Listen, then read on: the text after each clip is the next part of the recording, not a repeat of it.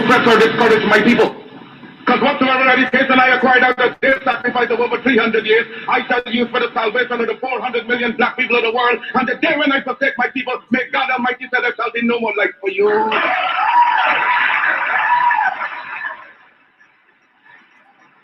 I unequivocally rejected the racist assumption of much white American Christianity, namely that God had created the black man inferior and that he had intended Negroes to their servant class, fuels of wood and drawers of water. Well, I predicated my view of man on the doctrine of Imago Dei. All men, regardless of color, are created in the image of God. Now, from this premise followed the equality of all men and the brotherhood of all men. The biblical injunction of Acts 17:26 reminds us that he created of one blood all nations of men that dwell on the face of the earth. I was most interested in brotherhood within his own race. Because if Negroes are created in God's image and Negroes are black, then God must, in some sense, be black.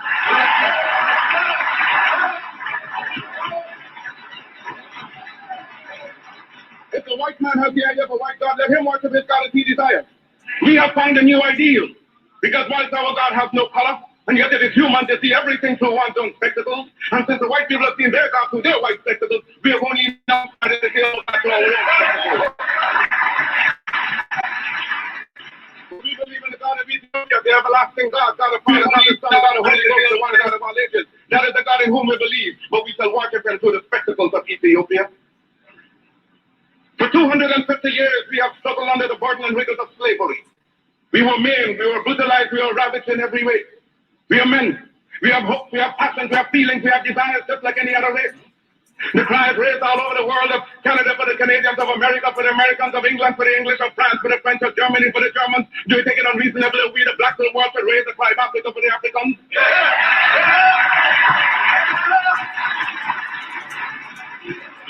The Negro is a man. We represent the new Negro. His back is not yet against the wall. We do not want his back against the wall because that would be a peculiar and desperate position.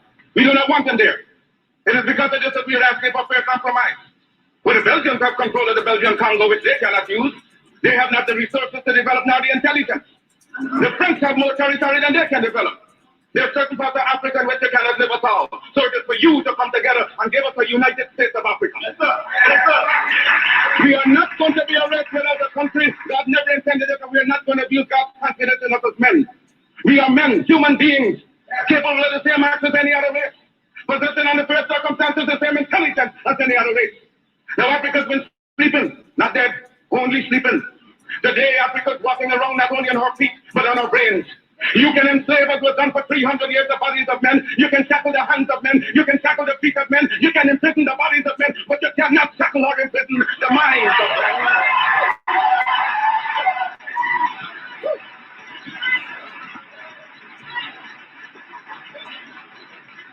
Lie down, black men, and take. Reach up, black men and women, and all nature's knowledge to you. Turn ye around and make a conquest of everything, north and south, east and west. And then when you have wrought well, you have blessing, you will become God's chosen people, and naturally you will become leaders of the world. And as you bow down to the white man today, so a lot of races bow down to you and call you a race of masters because of the superiority of your mind and your achievements. Because no race has the last word on culture and civilization. They do not know what we are capable of. They do not know what we are thinking. They're thinking in terms of dreadnoughts, battleships, aeroplanes, submarines. You know what we're thinking about? That is our own private business.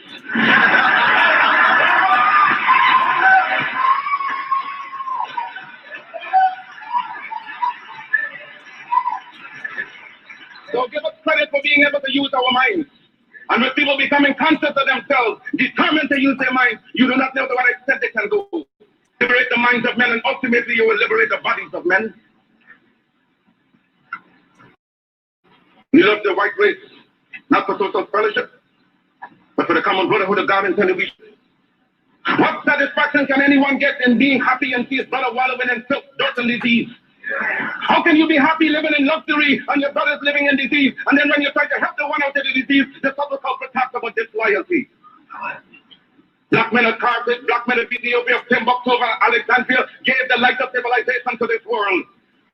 Ethiopia shall stretch forth her hands out of God, and princes shall come out of Egypt.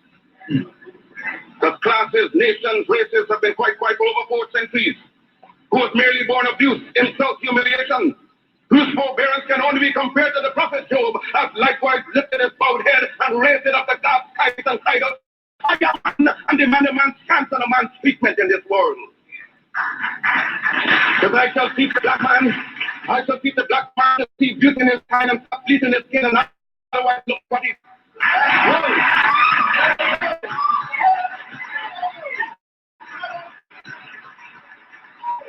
Back in the days of slavery, race miscegenation had occurred because the African woman had no protection from the slave master. Therefore, there is no need today for black people to themselves freely continue a practice that smacks so much of slavery. Our critics say that the race problem will be solved through higher education, through better education, and black and white will come together. That they will never happen until Africa is redeemed. But if those who like the war believe that the race problem will be solved in America through higher education, they will walk between now and eternity and never see the problem solved.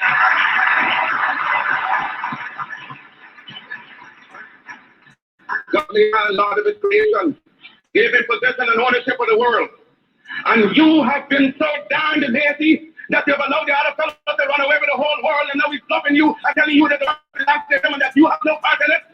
I don't apologize to anybody for being black, because God Almighty knew exactly what he was doing when he made me black. If black people knew their glorious past, then they would be more inclined to respect themselves. Yes, you heard of Johnny Walker Red and black. Well, he had his adversities, but he's still going strong. Well, I intend with your help and God's grace to continue, because my work has only just begun. And future generations shall have in their hands the guide by which they shall know the things of the 20th century. I know, and I know you too believe in time, but we shall wait patiently for 200 years if need be, to face our enemies to our posterity.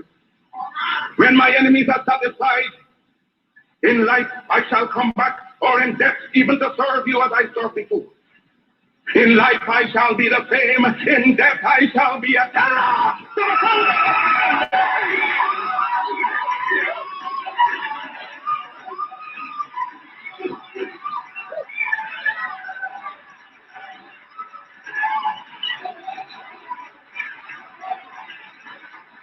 If death has power, then count on me to be the real Marcus Garvey I would like to be. If I may come in an earthquake or a plague or a pestilence or as God would have me, then be assured that I shall never desert you and make your enemies triumph over you. Will I not go to hell a million times for you? If I die in Atlanta, my work will only just then begin. For I shall live in the physical or the spiritual to see the day of Africa's glory. When I am dead, wrap the mantle of the red, the black, and the green around me, for in the new life I shall rise up with God's strength and blessings to lead the millions of the heights and the triumph that you well know. Look for me in a world when there is storm. Look for me all around you, for with God's grace I shall come back with countless millions of black men and women who have died in America, those who have died in the West Indies, and those who have died in Africa, to aid you in the fight for liberty, freedom, and life.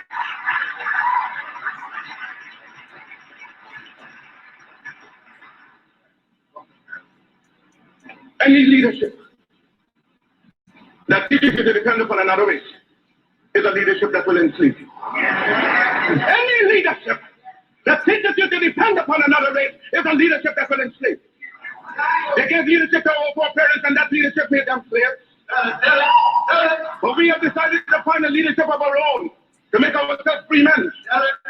Our great scholars have passed through colleges and universities have thrown away that direction. Babylon did it. Assyria did it. France under Napoleon did it. Germany under Prince von Bismarck did it.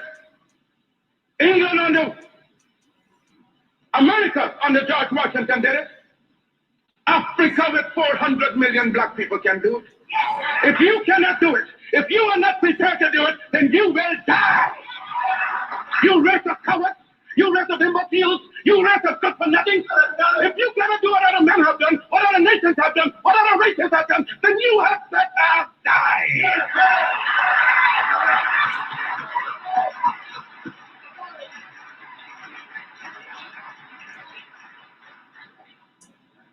Can we do it?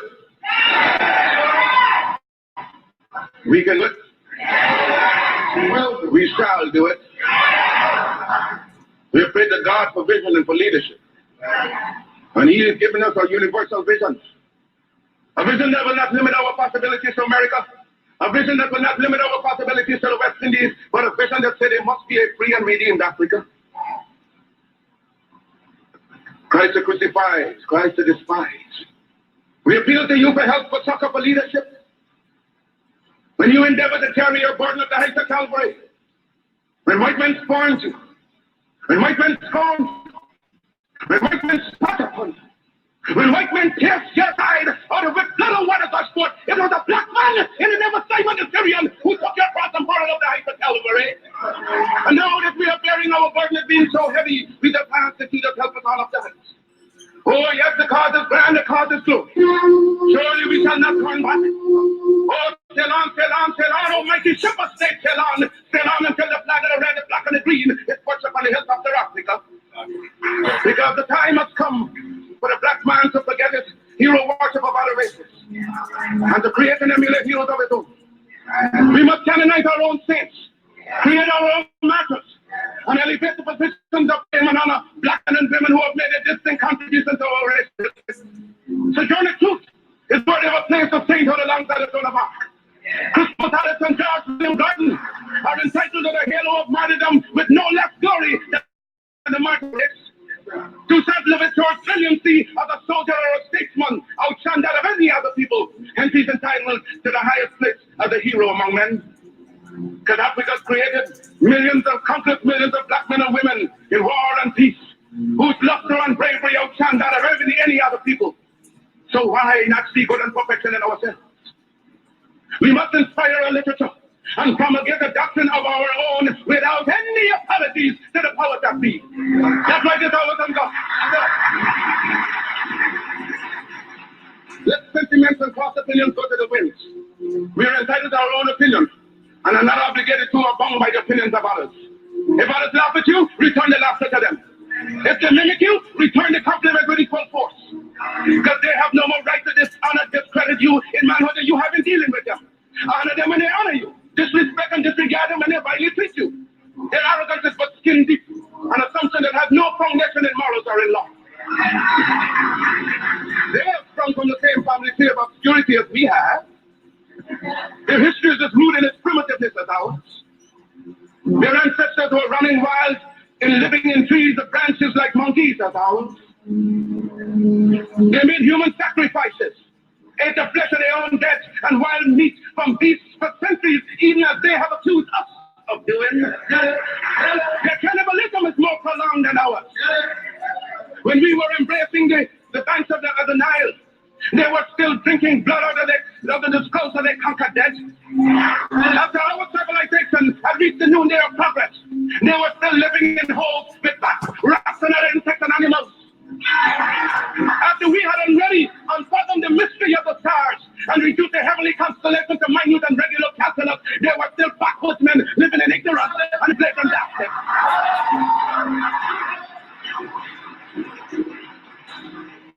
The world is indebted to us for the benefits of civilization. They stole our arts and sciences from Africa. Then why should we be ashamed of ourselves? Their modern improvement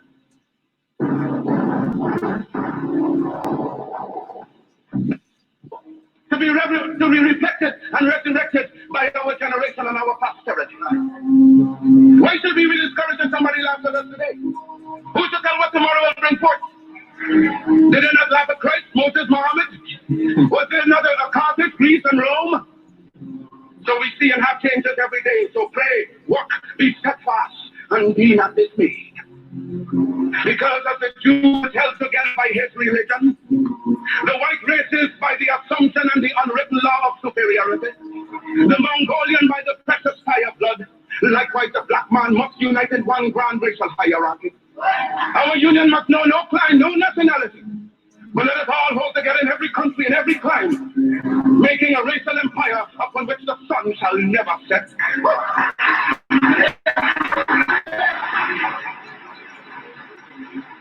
Let no voice but your own speak to you from the depths. Let no influence but your own rouse you in time of peace and time of war.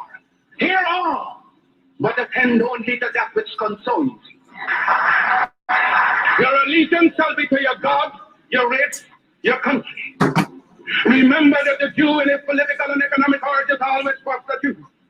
The white man is first a white man under all circumstances, so you can do no less. Be black, buy black, think black, and all else will take care of itself.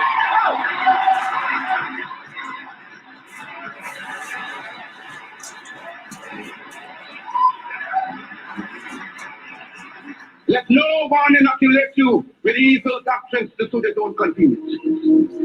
Charity begins at home. So first to thyself be true, and thou canst not then be false to no man. Because God and nature first made us what we are. And out of our own creative genius, we make ourselves what we want to be. Follow always that great law. Let God in the sky be our limit and eternity our measurement. There is no height to which you cannot climb without the active intelligence of your own mind. Mind creates, and as much as we desire in nature, we can have through the creation of our own mind. And today, being scientifically the weaker race, you shall treat others only as they treat you. But in your homes and everywhere possible, you must teach the higher development of science to your children. And make sure that we have a race of scientists par excellence. For in religion and science lies our only hope to withstand the evil designs of modern materialism. Never forget your God. Remember that we live, work, and pray for a binding racial hierarchy, whose only natural, spiritual, and political limits shall be God and Africa at home and around. With God's dearest blessings, I leave you for a while. One love. Brothers and sisters, Marcus, Messiah, Bobby. Greetings, family. Greetings. Everybody there? Yeah. All right. I need some red, black, green, or some nines in the chat. If anybody can hear me, yeah. Red, black, green, and nines in the chat. Just make sure you can hear me. I think you can because you didn't hear the voice, or the spirit, should I say, more precisely, the spirit of the prophet himself. When I start by saying 10-9-1, be thankful unto the Most High, our Father of creation. Kudzai, Muzim, Mukuru, give praises unto our great ancestors. Garvey lives and Mosiah lives. It is the month of Mosiah. We don't call it August no more in our Kings and Queens. We call it the month of Mosiah. This is the month of Mosiah, as this is the month that Marcus Mosiah Garvey, the most honorable, the most eminent prophet and king, Marcus Mosiah Garvey, was born.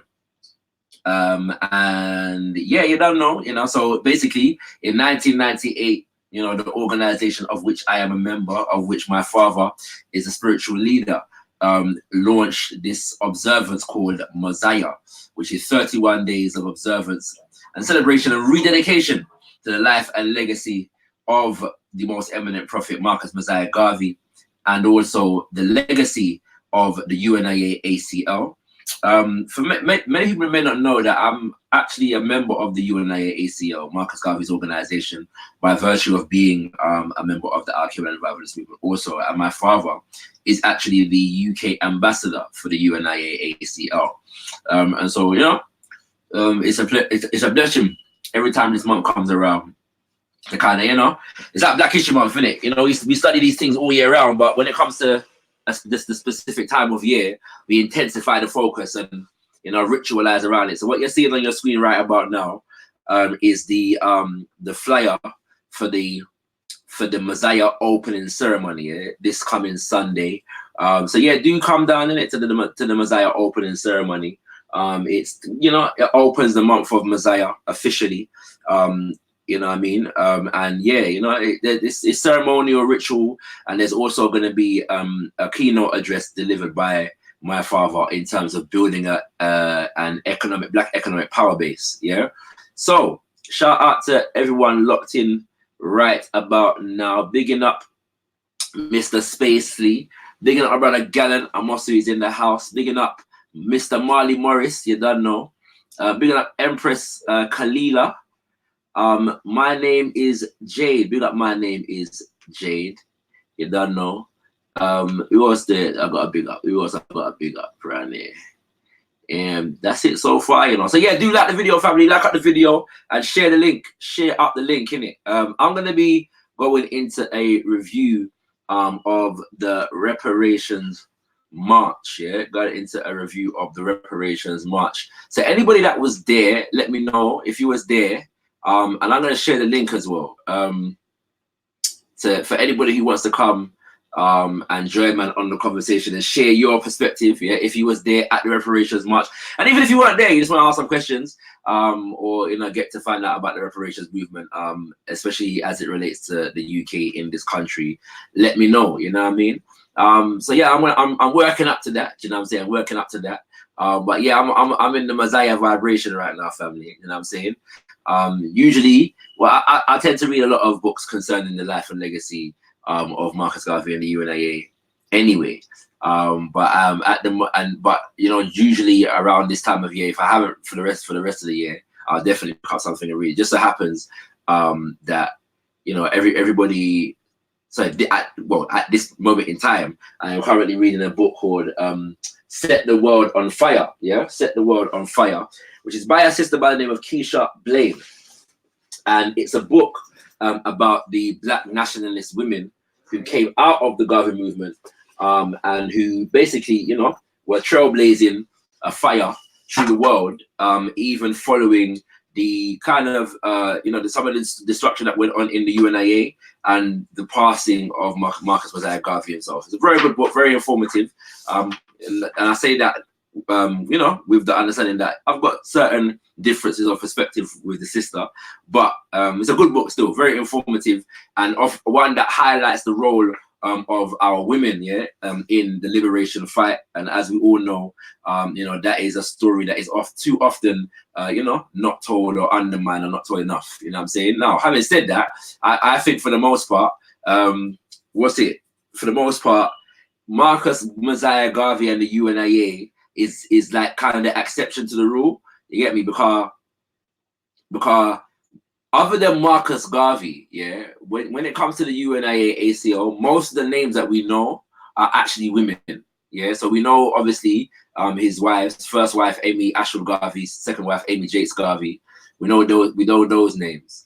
After that, we probably, you know, we'll know the name of maybe Louise Little, the mother of Malcolm X, or we might know the name of Queen Mother Moore, yeah, the legendary warrior elder ancestor now, who joined the movement at the age of 17 and passed away at 90 odd. Yeah, still at the forefront of the things, and is actually a leading reparations activist. Then there's others like Madame Demina, Henrietta Vinton Davis, and you know what I mean? So, and there's a few others, you know what I'm saying? And Mama Mariam Samad. So most of the names here that we know, other than Marcus Garvey, you know, most of them are actually women in the UNIA. Very interesting, you know what I'm saying? But anyway, this book, Set the World on Fire, Black nationalist women and the global struggle for freedom, is a very good book on these things. And I mean, big up Ultra Funky. Don't know. Give thanks for the super chat. I don't forget that I got super chat. You know, much love and respect, my brother Shakara. Give thanks for that, Ultra Funky. You know what I'm saying, showing some love and them thing there. Oh, R.I.P. Yeah, to Google Hangouts and them thing there. You know what I mean? R.I.P. Google Hangouts and that. You don't know, but yeah. So shout out to everyone that's been running around trying to figure out a new way to stream and have, you know, collective conversation on the net and through YouTube and that. But yeah, man, found this thing called StreamYard, and so far it seems alright. Still, it's even got a couple features that Hangouts don't have in it, or didn't have. And yeah, you know, couple things. I think though that you can only get like 6 people on the chat at one time. I think that's the case, but I'm gonna test that out in a sec still. So I'm gonna share the link here. Anybody who wants to come on, yo, MA, what about? I meant to call you, you know. I meant to call you. You was MIA in it, but yeah, just holler at me in it. Is everything blessed? Just let me know everything's blessed in it. But yeah, I'm gonna share the link now.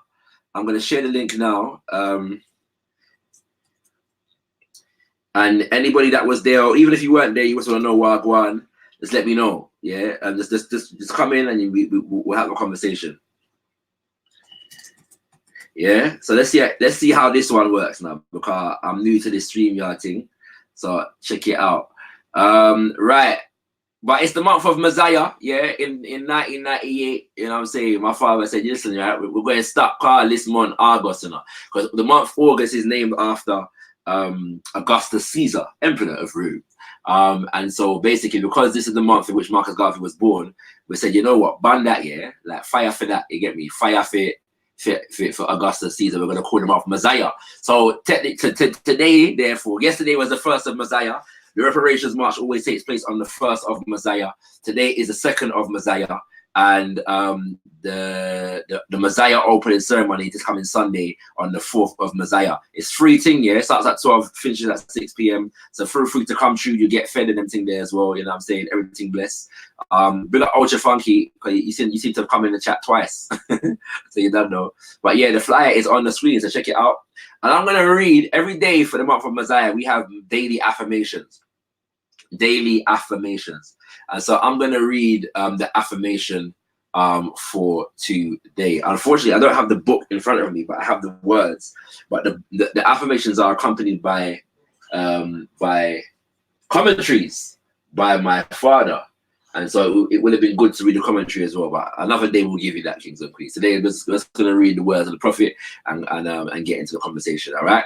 So the affirmation, yeah, for the month of Messiah, day 2, is entitled "God gave man and woman dominion," and it says, these are the words of Marcus Messiah Garvey now. God made no angels to inhabit this earth. God made man and woman to inhabit this earth and gave them power and dominion over this earth. Everyone who has a soul and everyone who has a mind is after and in the image of their creator, God. And when a man or woman in the image of God goes below this level, they are not only reducing the God in themselves, they are humiliating the God in themselves. Such is the wisdom of the most eminent prophet and king, His Excellency Marcus Messiah Garvey. Hail to the power of the word. Yes, kings and queens, you know what I mean? I just wanted to share the affirmation with you. And Marcus Messiah Garvey is a very profound individual. He's got a word for most circumstances and in life. And the beautiful thing about reading these affirmations on a daily is, just to focus the mind in it. We usually read the affirmation in the morning and meds on it throughout the day. 1 second. All right. Yeah. Big up Ultra Funky. Don't know. I see. Yeah. So you know what I mean. So yeah. And to me, this particular affirmation, because many of us get caught up in religion, and the idea that we're looking for some being from the sky to come and save us. And Marcus Messiah Garvey was a very practical individual, even in terms of how he viewed the creator.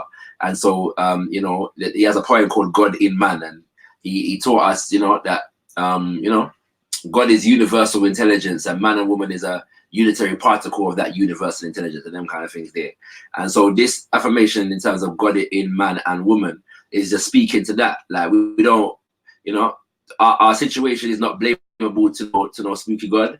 And we're not going to be saved by no spooky God either. You know what I'm saying? That's just what it is. Yeah. And so really and truly have to look within ourselves, to the God within ourselves, if we're going to do anything with our lives. Yeah. So you know what I mean? Wanted to share the affirmation with you, kings and queens. If anybody's got a reflection on the affirmation, then they can feel free to share that as well. The link is in the chat. So feel free to check that out. The link is in the chat. Yeah. Why, Mr. Spacely, what's the number about? Man's not overstanding it. Right, let me just bring Ultra Funky in. Ultra Funky, you there?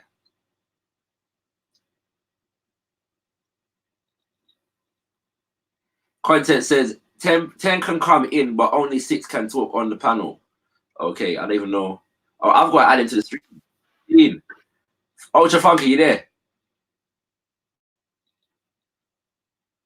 Mr. Ultra Funky, are you there? Now, I heard some rustling, but man can't hear you if you're talking, King. What are you saying, my G? Right, man can't hear Ultra Funky still. Big up to the 18 people watching, you know what I'm saying? Do hit the like button, though. Yeah, do hit the like button. Yeah, I'm in. Oh, you're good. Ultra Funky is in the building. Blessings, bro.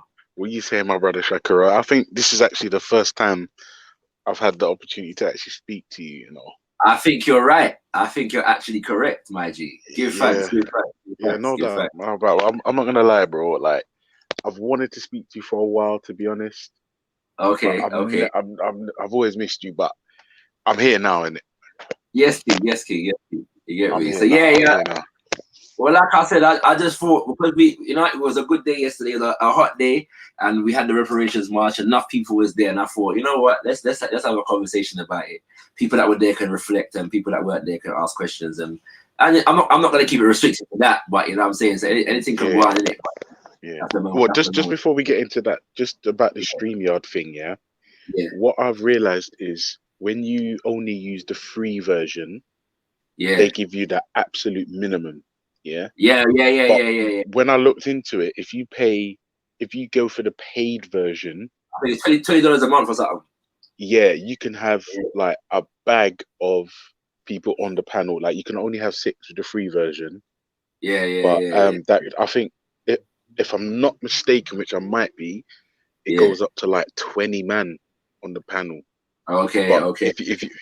But if I'm not gonna lie though, even the free version of StreamYard is better than Hangouts. Yeah, you know what? I'm getting that vibe, you know, my G. I'm not gonna lie. I'm getting that vibe, but I'm. This is the first time I'm using it in it, so I'm not even gonna like put it out there like that yet. But I'm not gonna lie. I'm getting that vibe. The only thing is, like, I was gonna get into the Zoom thing. Cause I've used Zoom before, but only when like our people are using it, and I've got to get into a meeting or something like that. But the only thing with Zoom is that you got to download the app to use it properly. You know what I'm saying? So I figured it might not be user friendly for enough people in it. So I thought let me try this StreamYard thing in it. But yeah. So you know, but it's good because it's paid as well. They have to provide you with support. And all kinds of stuff. You understand? Like when you get a receipt, if they don't provide a service, they need to give you back your money, and no company wants to refund. You understand? Yeah. Well, you know what? I don't understand why one for the people in the car. I don't understand how Google get rid of the Hangouts, and they tell you to use their webcam. But they don't. But they knowing that one of the major things about Hangouts is that you could go live on YouTube with other people, and they don't provide that feature like internally in the service. It's a bit stupid, isn't it? But it's dumb. Yeah, it don't make no sense, innit? But you know what the funny thing is? Like any like Google's gonna realize any second now that they've made a mistake. Yeah. Well, fam, this is $1 billion company, you know. There must be a strategy behind this, isn't it? So no, I agree. That's one thing I agree with. Yeah. If they've cancelled Hangouts, there's a reason. There must be a reason, innit? Like, you know what I'm saying? That would be just a silly mistake, innit? It don't make no sense, you know what I'm saying? But yo, big up to I Love Soil, do you? Do you know what I'm saying? Big up to I Love Soil, do you? Yeah, come on, big up Soil for real. You get me? You know what? I'd love to know, because when I had my live on repatriation, returning to Africa, you had some good questions. So I just want to know if you've got any follow up from them, innit? And if you know, no. I Love Soil. Yeah, Soil's a good guy. He's a good brother. But before we get into that, Shakira, the Reparations March. Yeah. What was the overall feel? What was the overall outcome? What was like? I couldn't make it, of course. Yeah. Working thing. But what was the overall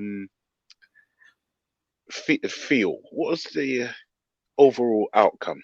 When you say right, okay, let's deal with the feel first, yeah. Okay. All right. So the feel, like the Reparations March is always a good day in it. Like just imagine like thousands of black people that are just gathered on positivity. Yeah, I'm not gonna lie. Sounds like a good time. Can't lie. It is, like, you know what I'm saying? Like even if you look at it as a day out, and you know what I'm saying, like, give thanks Mother Nature. We've always generally had good weather on the Reparations March, which is like life. But something running for 6 years in England, that's, you know what I'm saying. We give thanks to it. Yeah, but it's rare, isn't it? It's very rare. Like even Carnival gets rain. I know, it's mad, isn't it? Like so I'm like even on that level. If you just wanted a good day out, with some black people.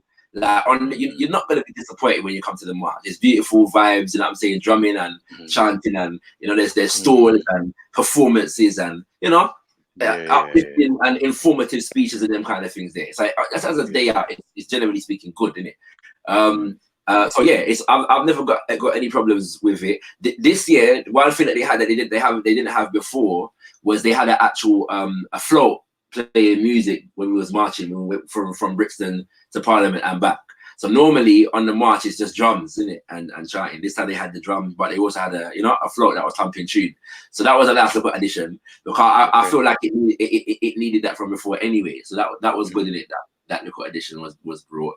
I got one critique of that. I'm gonna come back to that later on. In terms of outcomes, so the march here is not designed here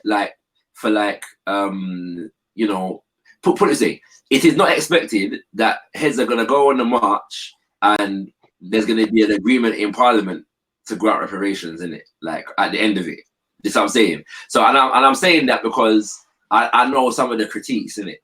This is what I'm saying. And I'm not, by the way, I'm not an organizer of the march. Yeah, you know what I'm saying. I'm not on the committee in which the thing is organized. I was in the first year. You know what I'm saying, but I'm not there anymore. So now I just support. Yeah, you know what I'm saying, what is going on, you know what I'm saying, and these things. But yeah, so on the and I'm gonna share the website. There's two different, the march combines two different things in it, two different bodies that are linked. One is the Stop the Maangamizi campaign. Maangamizi is a Swahili word which refers to the enslavement of African people and related injustices, colonialism, neocolonialism, so on and so forth, Jim Crow in America, all the abuse that took place in the Caribbean following slavery, you know what I'm saying, police brutality, all that kind of stuff. All right. And then there's the Emancipation Day Reparations March Committee. Yeah. So the march is designed to showcase and profile the different groups of us that have a case and the works that are being done among us. Yeah.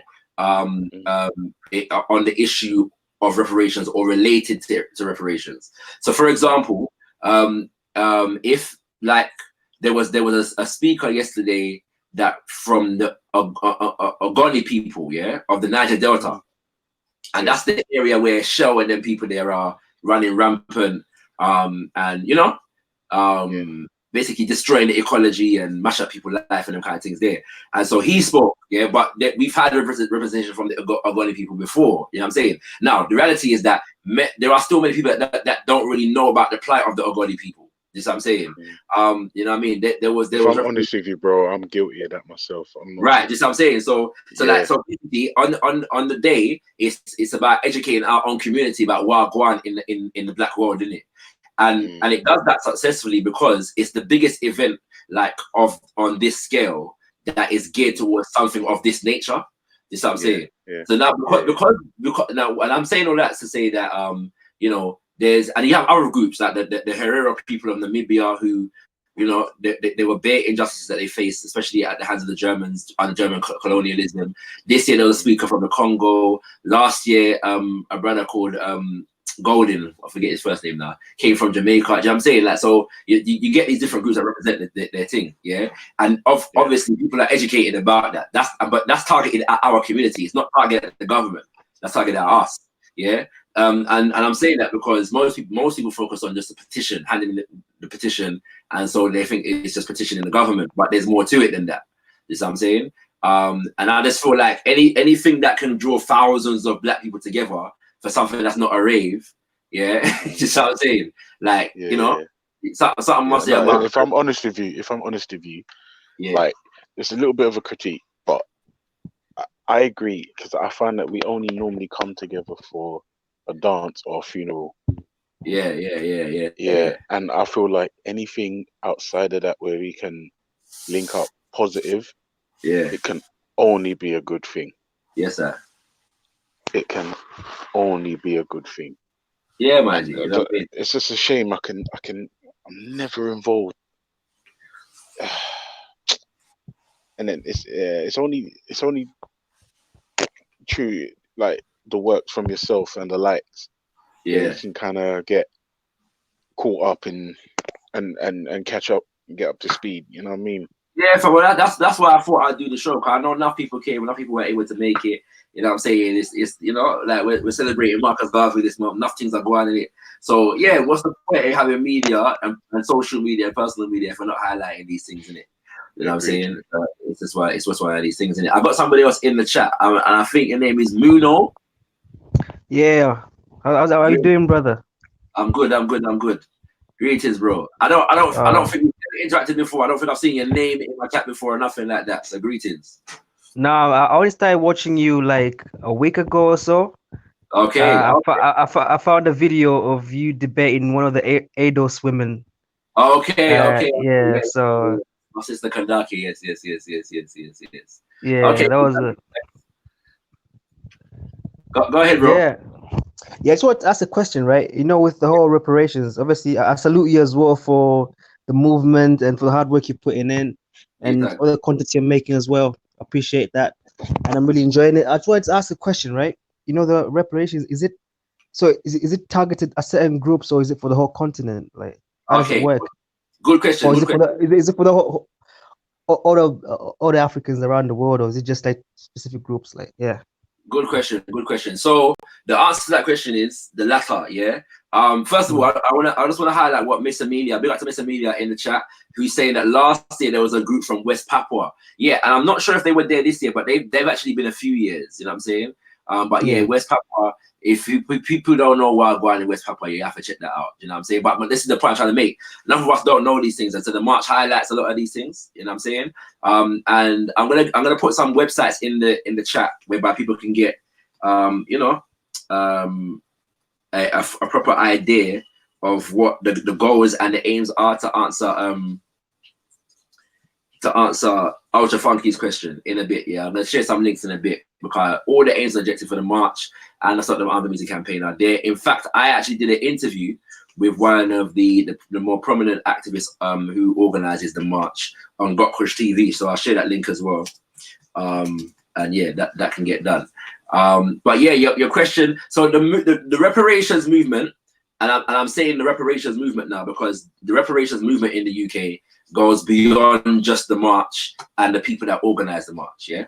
But the reparations movement in the UK has always been Pan-African in the sense of the fact that it brings together, it's aimed to bring together the collective experience of African people on the issue of reparations for a number of different reasons. One, because it is a shared experience. So because you was somebody was enslaved in America, or somebody was enslaved in the Caribbean, or somebody was enslaved in the UK, or somebody was remained on the continent, but had nations and civilizations and families destroyed, and then they came back and instituted a thing called colonialism, which was just the nationalization of the enslavement agenda, the enslavement process.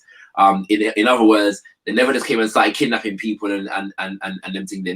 They came to the land, started wars, facilitated wars, and basically commandeered the entire land itself. And so if you control the land, you control everything on the land, including the people, and literally had the people working slave labor, on the continent. So all of these things are considered a part of the Ma'afa or the Ma'angamizi. And so so within that, it is recognized that there are specific claims and specific issues, and so those things are highlighted. But the specificity is put in the context, explicitly put in the context of the collective experience, and so it's considered Pan-African. So there is no reparations, for example, for just the people of the Caribbean without our brothers and sisters in America, our brothers and sisters on the continent of Africa, throughout Europe. You know what I'm saying? This it would be considered fundamentally flawed, to do that. You know what I'm saying? Divisive in a number of different respects, and incomplete. You know what I'm saying? So it doesn't mean, however, for example, over here there was once a campaign entitled Haiti First, Haiti Now, and that was in relation to after the Haitian Revolution in 1804.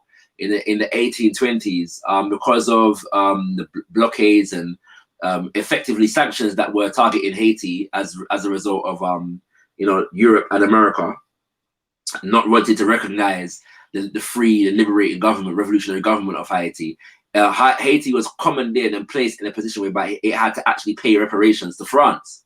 Yeah, and basically, so it was requested. It was a demand on the part of the reparations movement over here, that basically that money that Haiti paid France should pay it back with immediate effect. And so the Pan-African reparations movement over here campaigned for that fact. Yeah, so it wasn't just the Haitian people, you know what I'm saying? It was all of us that was involved in that particular campaign. So I hope that answers the question still. Yeah, I think you've kind of answered it. Sorry, one second. Oh my days. Yo, big up to African Tigress, yeah. I heard you on Search for Uhuru. In fact, we spoke. Yeah, I joined the conversation. My sister from Kenya, you know, sister, I'm trying to learn the Kiswahili still, you know what I mean? Because there's a slim possibility that, like I said to you, I might be coming to Kenya, so stay tuned to this, stay tuned. We got content over everything. My brother was there. My brother was there yesterday as well, so feel free to join, man, if you want to join, man, you know, content on the panel, if you want to come through. And I'm going to share the link again. Anybody who wants to come through, if you were at the Reparations March, even if you weren't there and you want to ask some questions, feel free to come through. Big up to after the flood in his house. You don't know. There's a lot of new people that I interacted with before, so I give thanks for that still. You get me? All right. Wait, is Ultra Funky still here? Oh, Ultra Funky. Yeah, sorry, bro. Yeah. Cool. I pissed up. But you know what's funny, Shaka? My mother-in-law's from Tanzania, right? Okay. And if I'm honest with you, I had like no interest in Africa until I met my wife. No, yeah, but the thing is, in hindsight, it's like, the fuck was I doing? Yeah, indeed. You know what I mean? bro, you know what? If there's one way to get to learn about Africa, yeah, it's true. A good woman still, you know.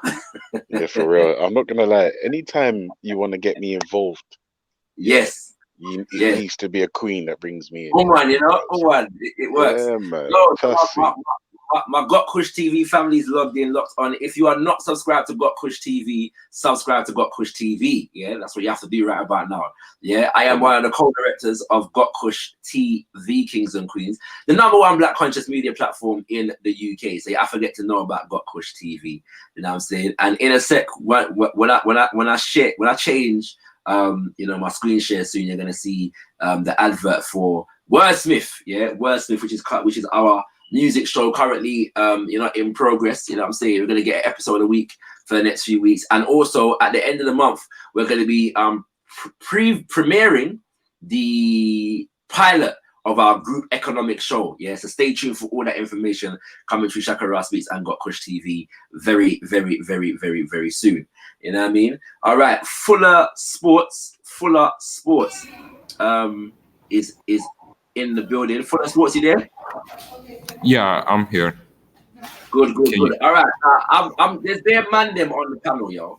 Like, I'm looking for some. Look at Aisha, yeah.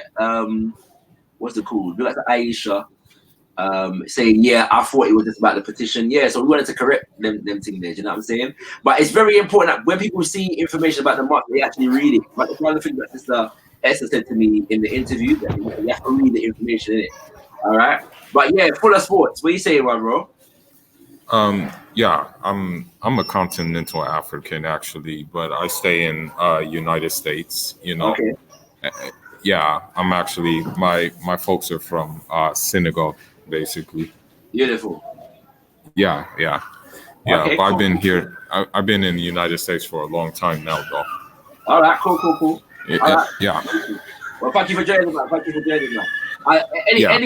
Any sisters locked on here, we love to share a space with our sisters, you know. So you get me? Most definitely. Some feminine energy would be welcome. You know what I'm saying? So feel free to join the conversation. You know what I mean? I'm a bit. Shakara, I'm gonna jump off, yeah. But we're gonna speak again soon, my brother. Yeah. Take care. Thanks for joining, man. Peace and love, man. Peace and love. Bless up. But yeah, I feel blessed because African Tigress joined, man, on the panel and that. You know what I mean? So I'm feeling, you know, I feel good. So yeah, you get me, like. So yeah, but yeah, any sisters that, you know, want to feel like they want to come on. But yeah, we're just having a conversation about the Reparations March that was in the UK yesterday. Oh, okay. And I was going through, you know, having a bit of a review from my own personal viewpoint. And anybody who wants to ask questions or anybody else who was there can join us. You know what I mean? Big up to my brother. One sec, bro. One sec. Okay. You leaked me about that Swahili you mentioned, brother. Let's get on it. Oh, yes, Colonel. Yes, yeah, we got to do that. You know, we got to do that. Wait, what? Y'all learn it? Or you know it? Good. Which one? Let me know. Yes, Full of Sports. What's it? What are you saying? Full of Sports sound like he wanted to say something. I can't hear him now. Yeah. I was saying something. Bro. I was gonna ask you a question. Go ahead. Do you think that the best way possible would be to, instead of like having reparations that are like monetary, do you think the best reparations would be to like get rid of the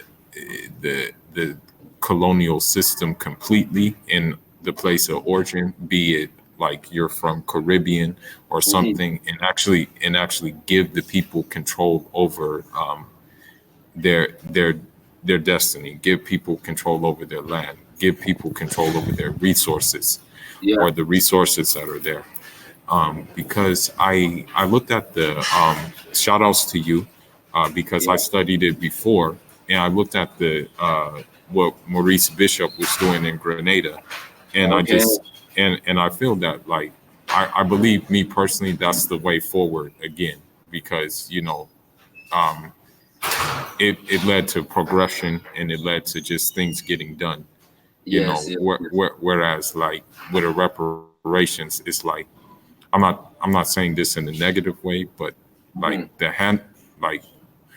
people have been waiting for reparations for so long, and it's just a handout, and like people, it's not really, I don't want to say like a handout, but it's just something that I don't think the people who are above really care about. Like that's not on their agenda. You know what I mean?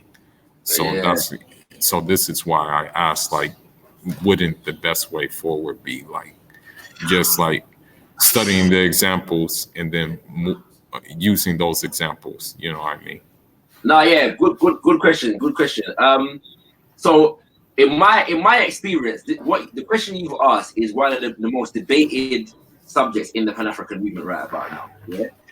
Now within the reparations kind of lingua, the terms internal repair and external repair have come about. Yeah. Internal repair being loosely, the basic definition, everything that we need to do for ourselves. Yeah.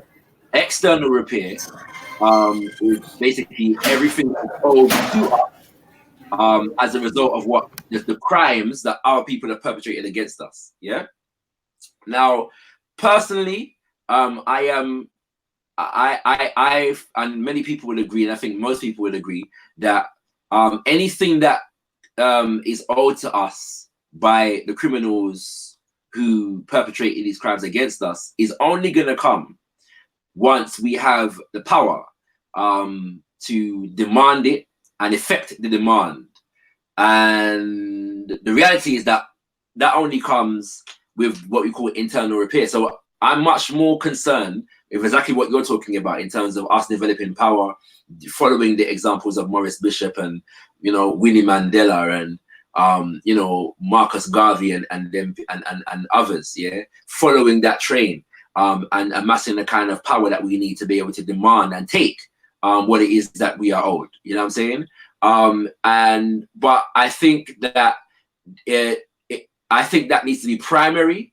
At the same time, I understand that the masses of our people, there's something about this term reparations and how we have organized around it that has a certain vibration in our community, and I recognize that some of that is about what we're demanding from the government and the institutions that were involved in our enslavement. So to me, both agendas have to work hand in hand, even if what we're doing, the campaigns around what is called external repair right about now, are more a means of mobilizing and developing organization around among our people towards being able to funnel into the works more like what Maurice Bishop was doing and them kind of things there. And I hope that kind of answers the question. I agree with you. I think that even many of us who say that internal repair is what's most important, a lot of our time is spent focusing on how do we campaign, who can we do, and what petitions can we, and you know what I'm saying, them kind of things there. And I think not enough focus is given sometimes to what we are building and developing among ourselves for our own liberation. Be like everything is everything, my brother from Atlanta. Be like everything is everything.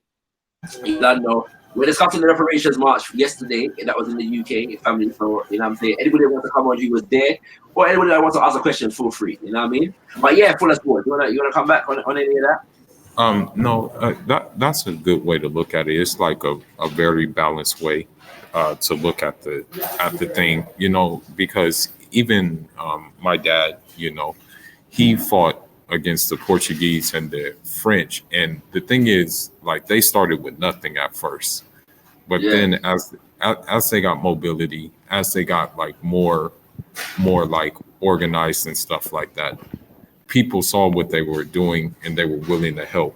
Like, so you had the help of Cuba, you had the help of China, you had the help of other African states, you had the help of just different people, you know, but it started with them spearheading it, type of thing, you know. And sometimes the spearhead starts with as simple as, like, I don't know, reading a book and then analyzing that book and then trying to apply those little steps in your life. That's what I'm saying. That's but you have a balanced point of view, because I think that once more is done on, like, from the internal, then probably the external will come to it. Bro. Yeah, no, I agree. But I see, my thing is, like, if we said, all right, we're looking to, you know, to build a power base, a Pan-African power base, a certain way, and we're organizing towards that, it can be difficult to get people to organize around that agenda. One of the key resources that we have, you know, is people. And so there's something about this march, and other activities like it, that galvanizes our people. And so if we're doing our work, I think it's for those who are doing the proper organizing internal work to gather in the spaces that are mobilizing the masses or larger groups of our people and promote and advocate their work. There's no point just staying on the sideline and say, well, yeah, I'm not involved in that because that's external repair. And what's the government going to do for us? You know what I'm saying? If our people are there, let's be there, and let's be promoting the work that we're doing and helping to organize, or drawing in more people to organize alongside us. That's just my personal perspective on it. Can I ask you a question though, bro? Sure, go ahead. You can ask me. So on the subject, I was having some conversations with our brother Scattered Minds, Tahaka. We had some conversations on Pan-Africanism recently, and some of it, my brother Ziriab, we were discussing the idea of, you mentioned, you know, getting rid of all forms of colonialism. So you said you're from Senegal, right? Yeah. So what do you think about the idea that many Pan-Africanists have promoted in terms of the fact that we need to get rid of the colonial borders? You know, I think that what's happening right now is a good step forward, because they're making the free trade agreement, which is a good step forward. They're working on one currency instead of the CFA. They're getting rid of that, so they're pushing towards those things. So it's only natural that the border should be gone, but it should be done in an orderly way. You know, there should still be a way to, like, control things. You know what I mean? Because you know, if you don't control those land masses, then, you know, anybody can come in there and do, like, bad things. You know what I mean? So there should still be a sense of, like, control. Still should be a sense of order. You know, not necessarily borders, you know, because even like when you look at some of the countries in Africa, like they just gave them, and in the Caribbean too. I mean, they just gave them those names. For example, Nigeria, they just called the British just called it Niger area because of the river. You know what I mean? Yes. You have places like like Upper Volta. You know, that they just called it Upper Volta because it was it was part of the Sahel region. You know, and then even in the Caribbean, you know, they called Grenada like a bastardization of Grenada because they said there was like lots of, I think, pomegranates there or something. You know. So yeah, nah, definitely, you know, definitely. I think if the borders are gone, then the mentality of the people will slowly change too. I think when you take those borders away, the mentalities will change as well. Like they'll kind of realize that there's a cohesion, you know, between everybody, you know, and that you know the nationality is kind of like, I mean, it's okay to have nationality, but like you're the same people. Like, you know, I'm Fulani. I'm Fulani, for example. There's Fulani everywhere. You know, there's Fulani. Like so what's the difference between me saying, oh, I'm a Fulani from, let's say, Guinea, and then another one says I'm a Fulani from Mali? It's like it would make no sense. It's the same people, you know. So so gradually these ideas need to be, you know, implemented, you know. Gradually, I feel. What do you think? No, definitely. I just think that the only question is how. Do you know what I'm saying? I think the principle stands, and this is one of the things that is considered a form of reparations as well, because obviously, like you were saying, they just arbitrarily just drop these borders to suit themselves, and they don't work. They're not economically viable.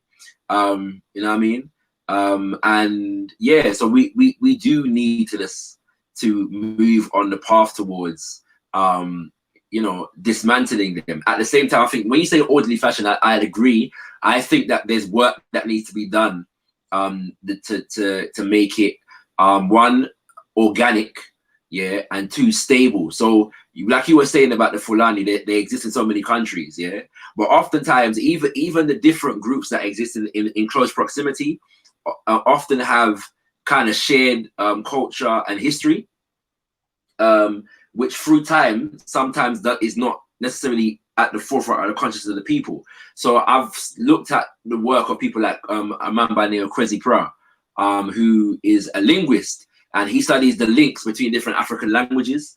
And so I think that educating people about the links between their languages, for example, develops a more organic kind of unity that will make you know, a larger state function and structure more natural and more seamless in that respect. I don't think that's getting rid of the borders, you know, just like that, especially in the context of us of how we're organized at the moment, is actually going to make sense. You know, we have to do the work in terms of repairing how we even see ourselves and each other to make that, you know, a natural and an organic process. But I think that it is a must, because right now those borders just maintain European economic control over the continent.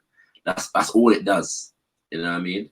That's all it's done. So yeah, that's my personal two pence on that. Yeah. And then another thing I would like to see done, you know, I would like to see more bilateral agreements between us in the Caribbean, the Latin American countries, because I went to Cuba, you know, to visit my sister. She studies medicine there, and the Cubans want the African culture. You know, they want that stuff.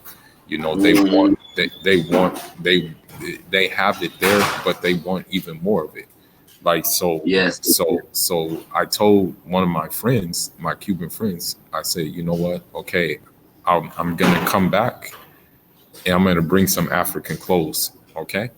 And then that way you guys can have those things, you know. And so that's what they want. They want to be exposed. I have another friend who's in Venezuela right now. He wants books on guys like Thomas Sankara. He wants books on guys like Amilcar Cabral. He wants books on these guys. He's like, can you get them in Spanish? The problem is the mainstream media doesn't show us that, you know, they're unfortunately part of the economic sabotage in Venezuela is a racial one, because the majority of Venezuelans have African blood, and you know, they're acknowledging it more and more.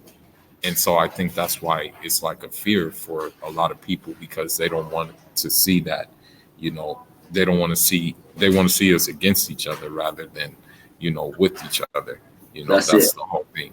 And same with the Caribbean. You know, it's sad because what happened was, you know, Haiti wanted to join the AU. And I'm like, I was with that. I'm like, yeah, let them join the AU. I was like, let them join. You know, why not? Why not? You know, they didn't let them join though.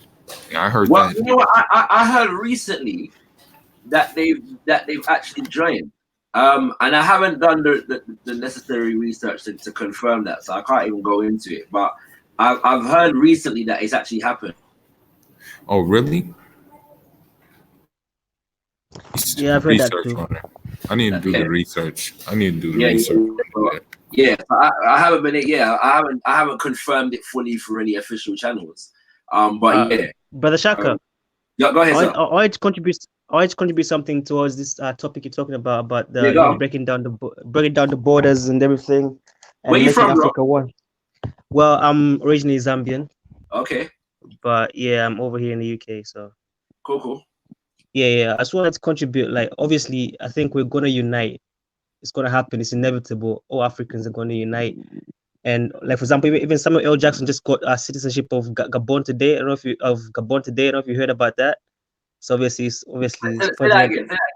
know Samuel L. Jackson, the actor. Yes. Hello? Yeah. Can you hear me? The brother can't hear me. Or is it me? Can it? Oh yeah. Can you hear me now? Yeah, yes, bro. I can hear you. Go ahead. Yeah, I was saying Africans worldwide are going to unite. It's inevitable. It's going to happen. And for example, today, Samuel L. Jackson, you know, the actor from America, the African American actor. Yeah, he just got citizenship of Gabon. So he's now a citizen, right? The year of return. But obviously it's going to happen. And I think obviously the West knows it's going to happen. They see it coming, right? Yes. And Gaddafi obviously was going to, that was part of Gaddafi's plan to unite the whole of Africa and have one currency, the gold dinar, right? And they got rid of him. Right? But my only worry now is the fact that maybe they might see it coming that all Africans are going to unite. Maybe they want to do it. Might be behind this. Hopefully not. Like, they are behind this kind of unification that's happening now, and they want to control it. Do you know what I mean? That's what I worry about. Like, maybe they want to control it in a controlled manner. Do you know what I mean? Because they see it coming.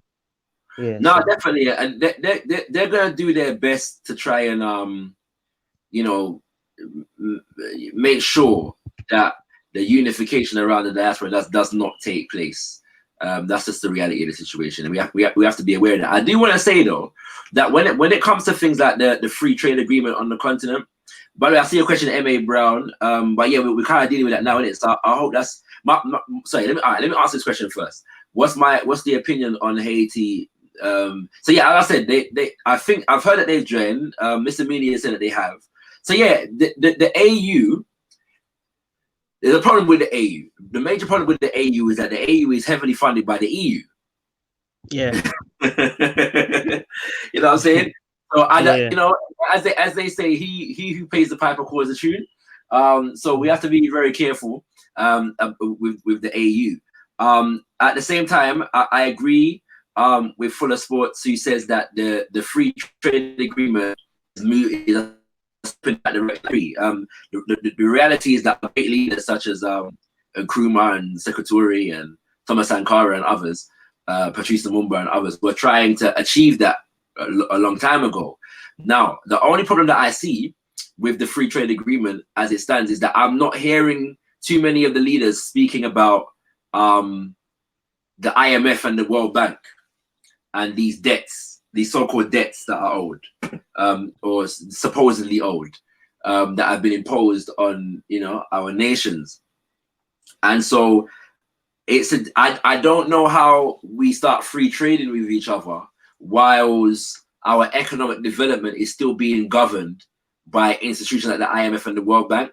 Is the free trade agreement going to, if we're not organized, the free trade agreement will benefit more transnational corporations than it will African people. And this is the problem. It will benefit more Chinese, you know, laborers than it will benefit African people if we're not organized. And so that's the only issue that I see with it. But the AU also has this thing called the 6th region. So there's 5 regions on the continent: East, West, North, South, and Central. And then there's the 6th region, which is supposed to be the diaspora, yeah, which is supposed to be all of us. And so there hasn't been much movement on the 6th region. And so this thing about Haiti having representation at the AU is the most significant step that I have heard of. So it would mean that there is some representation, and therefore we have a basis from which to campaign and apply pressure where certain things are concerned. So I don't think it's useless, but I think we have to be careful with the AU in general. You know what I mean? Yeah, I agree. By the way, family, anybody that wants to join the conversation, feel free. Yeah, we're having some wider reparations Pan-African conversation, but I started because I wanted to do a review of of yesterday's Reparations March. So if you were there, it kind of like everybody that was there don't want to join the conversation. So I don't know what I'm going. We got asking for them anyway. You know what I'm saying? Where, you know, even if you was there and just want to listen in. But yeah, so it was a beautiful day, kings and queens. You know what I'm saying? I had a good time. I was working as well. I was on the filming job, covering the event for Got Kush TV. So you can look out for footage of the Reparations March on Got Kush TV. So do subscribe to Got Kush TV. In the coming weeks, we're going to be releasing some of the footage from the Reparations March. You know, so yeah, anybody who's got a question on the Reparations March that's in the chat, but doesn't want to come live, feel free to ask it. But anybody who wants to come live, the link is in the chat. Wherever I posted, join the conversation. Gonna read this this comment from Rose Browning. Rose Browning says, "Greetings from London. I'm an African descendant, born in JA, resides in London. I and I have to come together. We are far too apart, minding our own business. Remember, ants travel together." Indeed, give thanks for that, Rose Browning. I do love the fact that I'm seeing enough people whose names I have not seen before, you know, so we give thanks. And we like to all my people in Atlanta. It's like ATO, I think from the States here, like ATO is like the people that listen to me the most. So shout out to ATO. You don't know. You get me? Atlanta.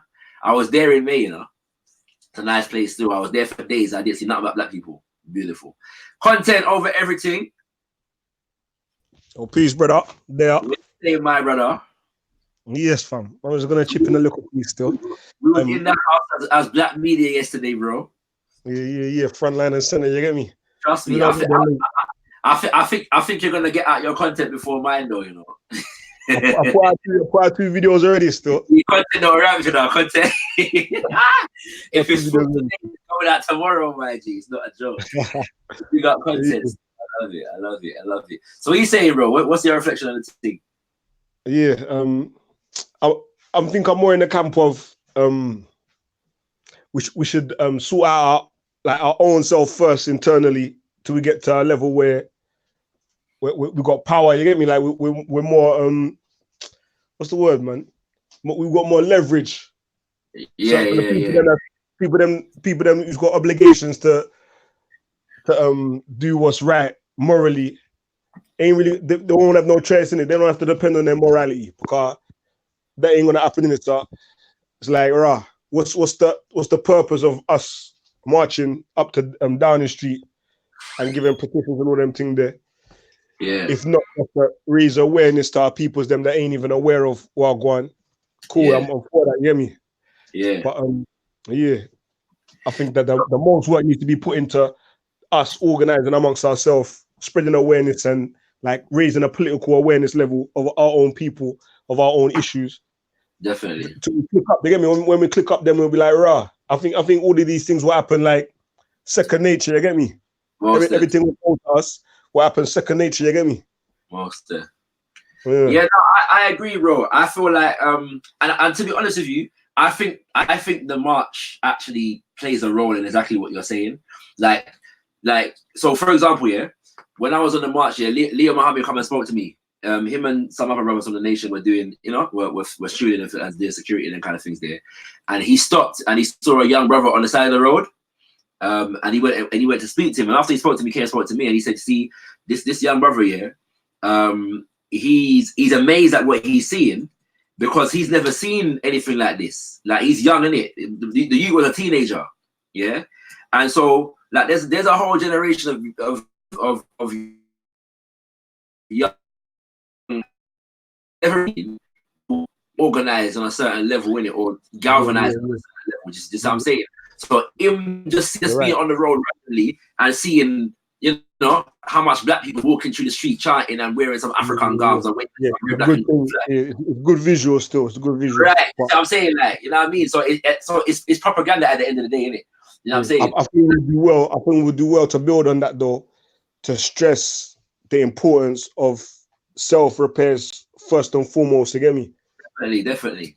While we're doing that, you get me? So the people them who's new to the thing knows that it's definitely not a thing of we're just expecting outside help to come and fix us up. You get me?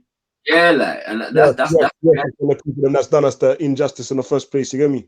Yeah, fam. You know what I'm saying? Now this is the thing, because when I interviewed Esther Stanford, she was saying that, you know, that information is out there, but enough people don't necessarily read the petition. You know what I'm saying? Or read the information. You know what I'm saying? So a lot of the time, yeah, that the question that we're asking are simple to answer, you know. You know what I'm saying? It's like that. But I agree with you, because the reality is that I'm talking about the prominence though, the perception. Cause obviously when man's the first thing you earn is reparations, yeah, like that's the idea that comes to your head is raw. Yeah, no, I fully hear you, bro. Totally agree. I don't know, maybe man should do a next March, Reparations March, you get me? As well, you get me? That might be a good one to do, you know. It might get rolling in the right direction, you get me? It's a good idea, and anyone that's an organizer of the march, locked on, or listening to the playback, feel free to take that idea, you know, and you know what I'm saying? So, like, maybe we don't necessarily march to Parliament, we march somewhere prominent, we march from one part of the community to another part of the community. You know what I'm saying? You know, one landmark that is historically significant to our people to another landmark that's historically significant to our people. Go Marcus Garvey's yard, because I remember he's right, or something, yeah. You know what I'm saying? You know? He said, what do you say? Like, if we can't accomplish what anybody else can do. You get me? So it's like, man, I have to get to the level there still. Like, man really can't, this is what I believe still, personally, man really can't depend on or hope on or rely upon, like even think that we're going to rely upon anything was owed to us. You get me? Yeah. Like we have to get ourselves in that position, as Marcus Garvey said. If anybody else can get to them levels there where they're over us and we're underneath them, we have to be able to get to a level there where we're self-sufficient. You get me? And all our interests are met. You get me? Most definitely. And then when we're in that position, when we don't need it, that's when we can decide if we want to take it or not. You get me?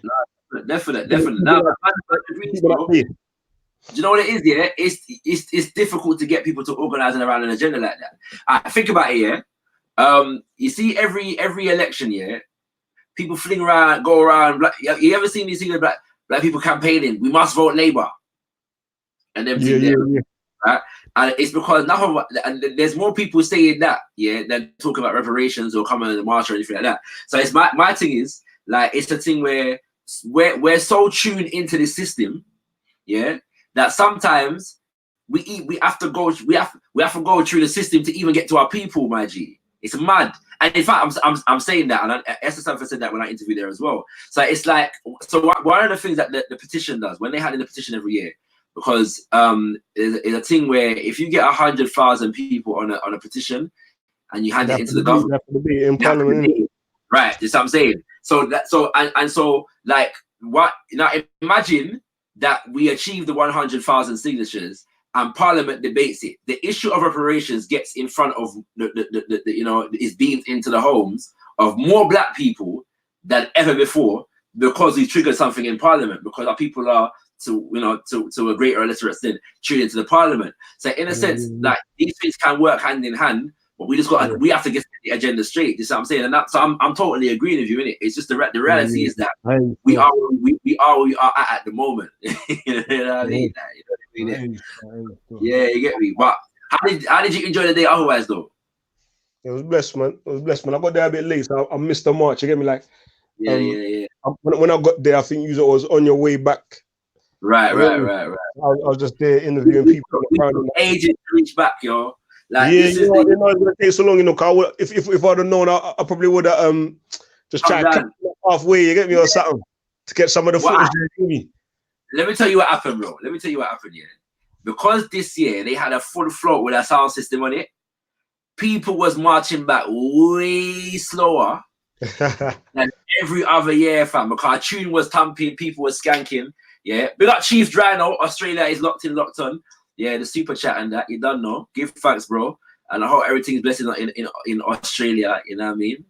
You get me? Is it Melbourne you're in? Australia? Confirm that for me. But we got to Chief Drino. But yeah, now that point though brings me to my only I'm gonna say significant critique. Yeah. And of the thing, right? Now, my thing is this year, like, and anybody that's listening to that's an organizer of the march, this is said with love and all these things, yeah. But they had a sound system in it. Now, the sound system was good. It added a good thing to the march, and I felt yeah man, the vibes and them thing there. You know what I'm saying? Some serious tune was playing. They had 2 DJs on it, yeah. Now my thing is this: it's a Pan-African Reparations March, yeah, and all the way there and all the way back, right? Only roots reggae played, yeah. Only strictly roots reggae played, all right. And my thing is this: in it, if we're gonna have a Pan-African Reparations March, yeah, the musical selection has to be Pan-African. You see what I'm saying? Like I don't. Alright, there was a sister and a brother. The sister wasn't too bad in it. Like, she played some good. You say it was roots rock. Roots rock reggae. So the roots man want to go about Pan-Africanism and all them thing there. Repatriation. You are burning spear. Yeah, you know what I'm saying? They played a couple Burning Spear, you know what I'm saying? Only one Bob Marley that I heard did play. Apparently 2 Buja did play, 1 Chronics did play. But right, there's 2 things where that is concerned, right? So most of the music that was from the 70s and the 80s. Yeah. Yeah. Not 1 Capleton did play, 1 Sizzler did play, right? You know what I'm saying? You know what I mean? 1 Chronics. There's no, like, Ibamar, no Janine, no Queen Africa. You know what I mean? Now, but my thing though, content, yeah, is that, like,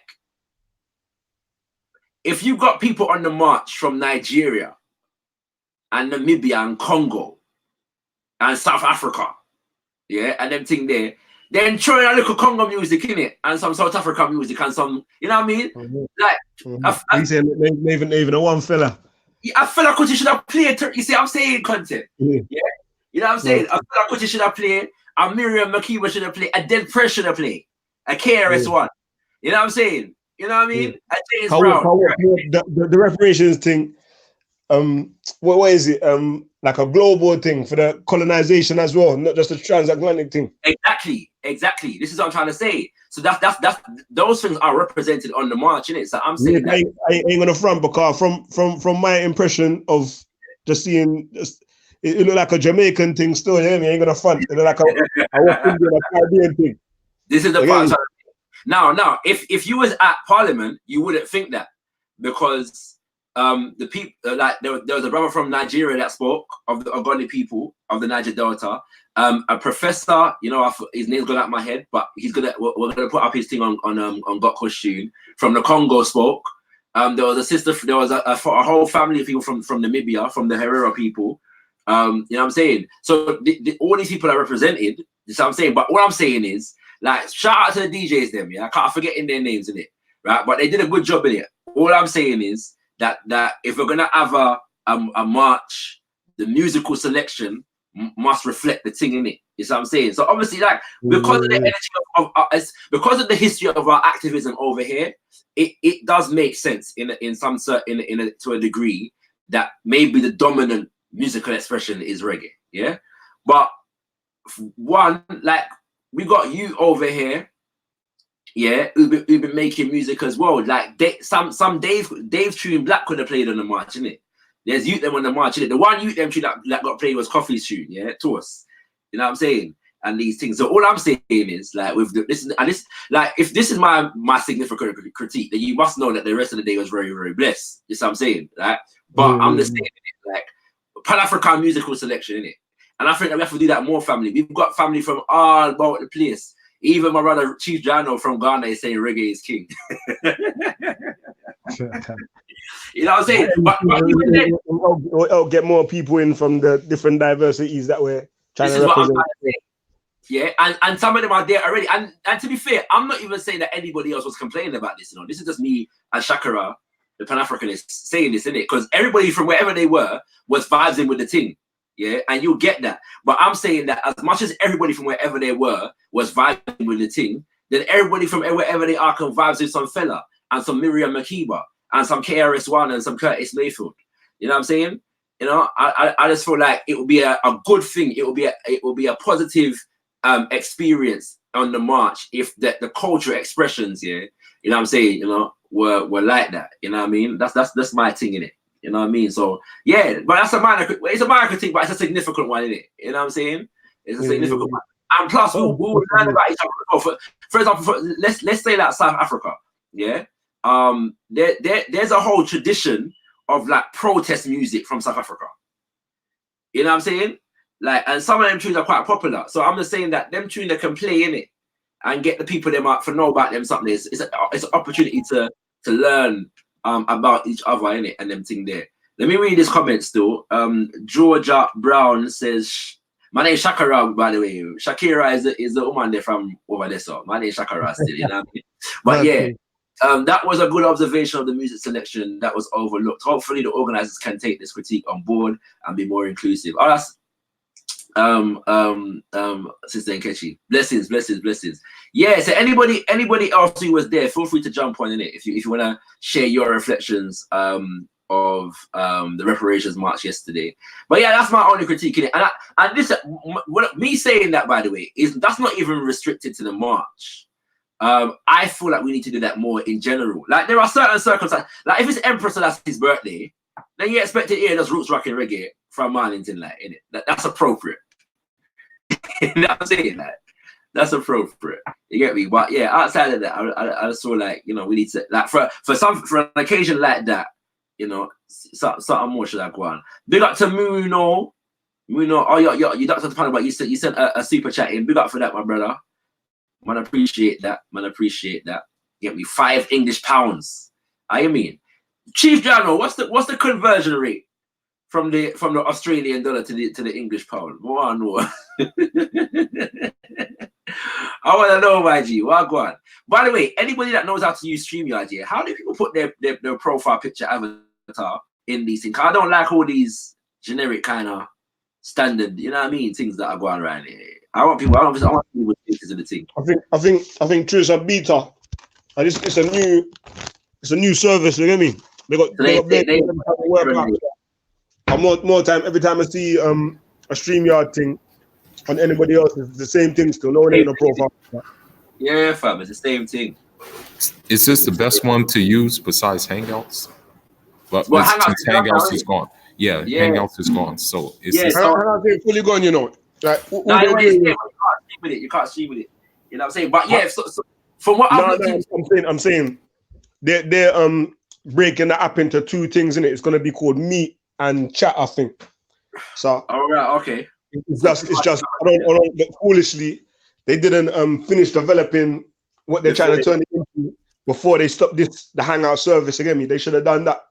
Because they're gonna release the chat thing when everybody's already gonna find some other service to use, you get me? And get comfortable with that. So I don't know which that goes to. Okay, well we'll see what I go on. But yeah, so far full of sport. So far, I think it's looking like most people are using this StreamYard thing in it. So I'm gonna work with it for now and see what I go on in it. You know what I'm saying? Anybody that's got a question on the march, you get me? Feel free to come through. You know. One of the things that was good for me on the march though, when I spoke to the professor from Congo, his name's got my head. He's got a beautiful name from the Chiluba language. Chiluba he's a Chiluba speaking elder, and he spoke. He spoke at Parliament, yeah, and he was saying to us, you know, that Congo is our home. Congo is your home. You know what I mean? And the conviction with which he said it, it was very powerful. It was a very, very powerful moment. Chief Ratjano says that Australia knows his peasants' money compared to the British pound. Now you see, this is the funny thing, you know. That Britain hasn't had the biggest economy in the world for generations, probably since the dismantling of the British Empire. Yet its currency is still the #1 in the world. Imagine that. Its economy's been taken over by China, long time, America, long time, and probably even Japan and India, long time. Yeah, but its currency is still the strongest. Mad. That's how you know this. That's how you know these people are some demons who are still living off some ill-gotten gains out here, my G. Proper ill-gotten gains. Still feasting off the blood money. Sure. Yo, anyway. But yeah, all in all though, kings and queens, the Reparations March was a beautiful march, innit? By the way, want to let you know about the Messiah opening ceremony coming up on this Sunday, the 4th of Messiah.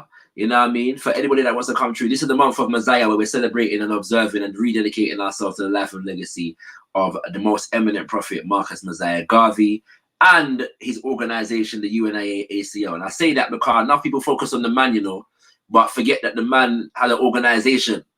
Yeah, you know what I'm saying? The man was only the man that he was because of the organization that he built, that was built around him. Yeah, and so we must remember that it's an organization that we're honoring, not just an individual, but we're honoring the leader, you know what I'm saying, for his efforts and his work, and as the symbolic representation of the organized efforts of our people at that time. So yeah, Sunday the 4th of Messiah, website at the top of the flyer on the screen, you know what I'm saying, do come true, family, you know what I'm saying, Got Kush TV will be in the house. Yeah, content, if you want to come true, you know what I'm saying. You know, we'll make that happen still. We'll roll out the black carpet for man. You get me? And these things. But I know you're gonna be at Speaker's Corner, so feel free that. That's not really you know, there's no obligation there. I'm just letting you know. Still fire. You get me? But yeah, family. So yeah, I'm gonna probably lock off this thing soon still, unless anybody's got another question or anybody else wants to come through. I'm gonna share the link one more time for anybody who wants to jump on the panel, you know what I'm saying? So yeah, Reparations March people, man can suggest some DJs in it. Yeah, if you want, you know, some more DJs to come, that we can spread out the musical selection a little more, you know what I'm saying? And that's not a critique necessarily, you know, of I'm not fireballing the DJs that were there still. They did a good job in it. I do feel like more, if even on the subject of reggae, you know, someone choose post 1980 could have played still, you know what I mean? You know, some 90s and some 2000s and some nowadays, you know, some Kabaka Pyramid and some Nina Ike, and you know what I mean, and them something there, you know, yeah. But yeah, so big up the man, them and the sister and the brother that was playing still, you know. But I think yeah, that's just my personal contribution to, you know what I mean, you know, forwarding, developing on this initiative. Belinda says, greetings all, B from London, attended the march yesterday and it was truly one of the best days of my life this year. My soul was truly filled and I'm still literally buzzing off the natural high. We love that vibration there. Yeah, man, you know what I always say, you know, family, I don't need no excuses here to be around black people. Yeah, and just jam. Like, I'd go, if I can go carnival every year to jump on wine, man can go the Reparations March to just be around my people, you know what I'm saying? And lime and meds and, you know, vibes on something as important as reparations, you know what I'm saying? You know, and yes, I will be at carnival in costume, yeah, jumping and wilding with the best of them. Cause I saw me limits, you know what I'm saying? But the reality is, you know what I mean, it's not every day one thing in it. You get me? M.A. Brown says, hold on. Wait, is that from before? No, that's a long time thing, isn't it? Yeah, that's a long time thing. All right, I thought that was a new question from M.A. Brown. So yeah, good. I'll share the link one more time, Kings and Queens. Anybody who was there or who wants to ask a question about the Reparations March, feel free to jump on. Chief Brown says, yeah, in fact, Garvey Town in Ghana is actually developed by activists from over here. I know them personally. Brother Gary Dina, Brother Kwaku, who's actually one of the organizers of the march. He's involved in Garvey Town as well. And so yeah, you know what I mean. So we got the brothers and sisters who founded the Garvey Town.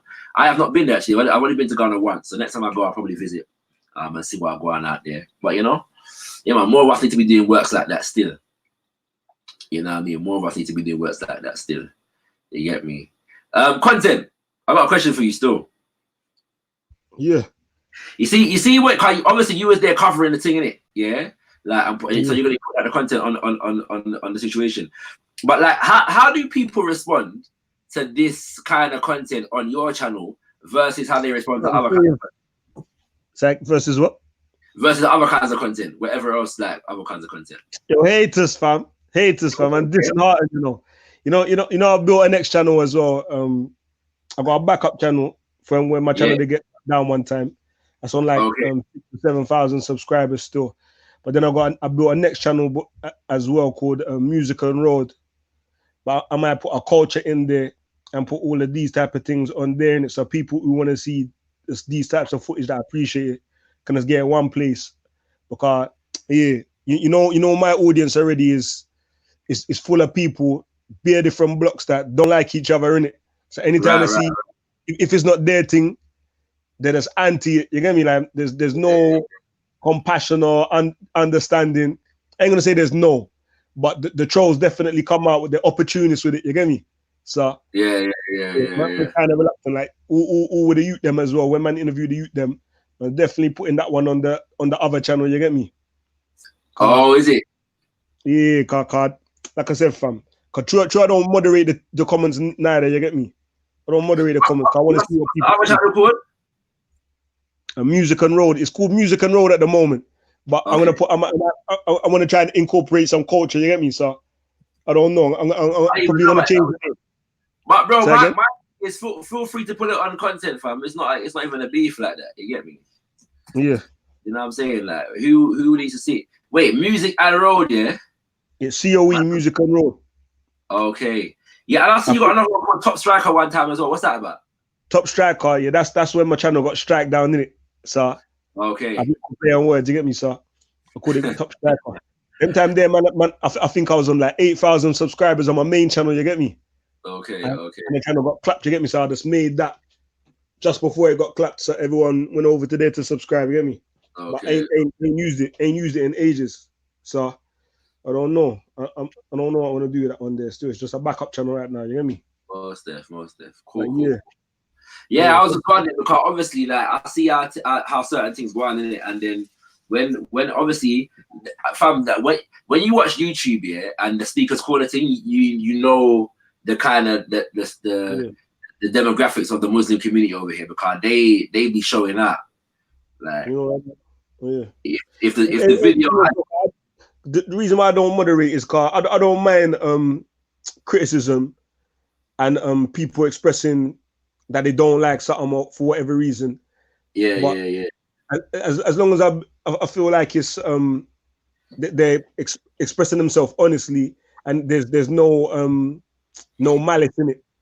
Then I want to see that, you get me? And I want my peoples them to see that as well, because personally, it's like when you got friends around you all the time, you're in a danger that you might just your friends might turn into yes men and they won't never tell you when something's wrong, you get me?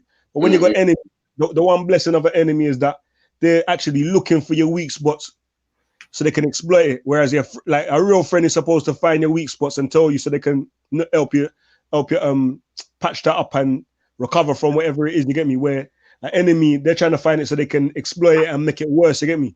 Definitely. But they're definitely looking for it and they're gonna highlight it, you get me? Yeah, so That's a common one. The opposition to being No, able to. bro, I don't even regulate comments on my Facebook page, man. G. So you get me? I don't regulate it. That's what I'm saying. But I'm supposing that your audience, through the type of content what you put out, is one type of not one type, but it's a certain demographic loves it in it only. You get me? So you're gonna get a large trafficking from a specific set of people. You get me? Whereas a next set of people that won't appreciate it, they'll see what your channel's about and don't even and won't pay it no mind in it because it's nothing to do with it.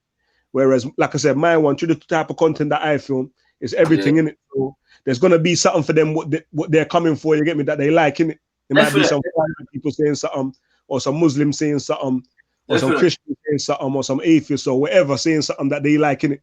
So they're gonna be there. But at the same time, like I said, when they see something that they don't like now, they're just relentless, fam. They're the most disrespectful as they can be. You get me?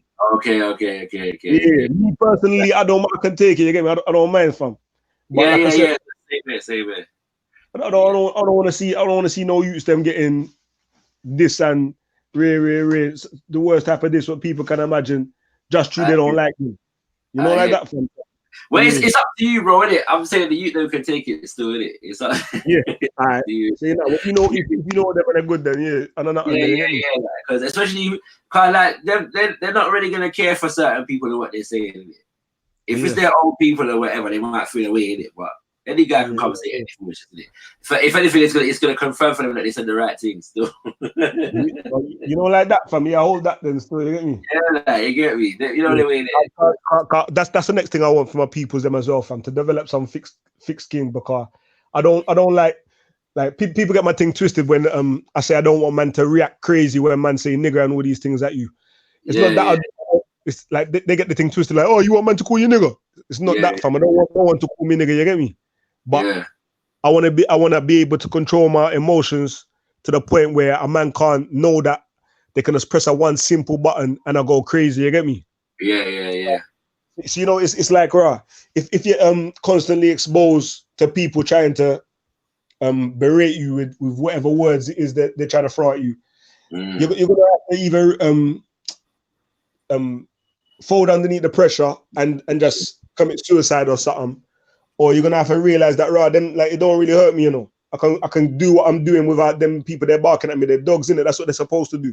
Yeah, you know, like that. It'll help you build character, and then you can just go through life because there's gonna be much worse things that you're gonna come across.